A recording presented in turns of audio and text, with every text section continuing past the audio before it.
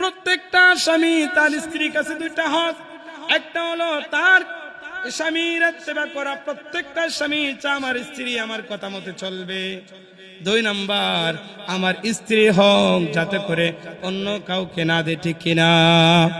আমার হক যদি আমার স্ত্রী অন্য কাউকে দেয়, এখন আপনারা বলেন এই স্ত্রী স্বামীর কাছে জালেম হিসাবে গণ্য হবে? এই স্ত্রীকে যতটুকু ভালোবাসার আর ভালোবাসবে না, কারণ স্বামীর যা মাকসাদ ছিল তার হক, এই হক অন্য স্বামীকে দেওয়ার কারণে, অন্য ব্যক্তির দেওয়ার কারণে তখন ওই মহিলাটা জালেম হয়ে যায়, ঠিক কিনা? তখন পুরুষ কি করে? পুরুষের রাগের টেলা অথবা স্ত্রী কথা না শোনার কারণে অথবা স্ত্রী অবাধ্য হওয়ার কারণে নিরুদ্দেশ হইয়া ওই স্ত্রীকে তালাক দেয়, ঠিক কিনা?